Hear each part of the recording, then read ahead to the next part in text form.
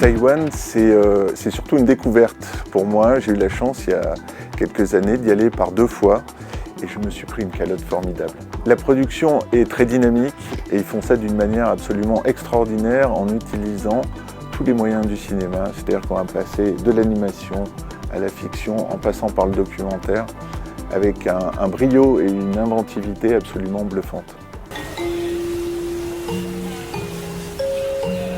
J'aime beaucoup une petite animation, petite par la durée puisqu'elle fait quelques minutes, qui s'appelle Noon et qui est l'œuvre d'une jeune réalisatrice. La journée démarre, on entend les marchands dans la rue qui s'installent, cette ambiance comme ça de marcher dans les rues où on va grignoter un truc comme ça sur le bout des doigts. Voilà, une petite tranche de vie absolument très belle, très équilibrée, un petit bonbon. On a un film peut-être plus ambitieux qui s'appelle The Palace on the Sea, qui est l'œuvre de Midi Z. Il est primé partout en Europe.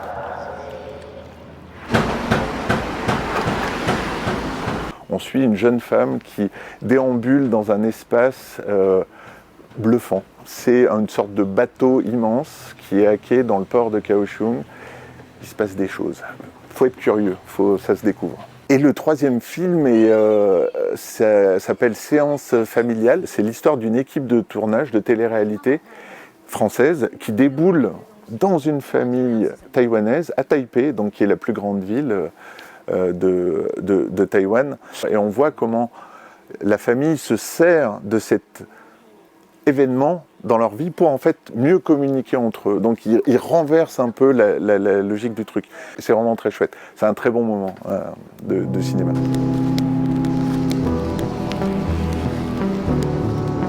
Près de 30 réalisateurs ainsi que des étudiants réalisateurs taïwanais participent au Festival du court-métrage pour les plus fructueux échanges internationaux. Je suis en train d'étudier un master en direction des projets d'établissement culturel à Clermont. Et après, j'aimerais bien monter un festival là au Pérou, d'où je viens. Donc c'est ça mon projet, d'apprendre aussi et je vais faire partie aussi de cet échange avec des réalisateurs qui viennent de Taïwan, que c'est une culture qui est vraiment différente à la mienne. Et bon, ça va être très intéressant.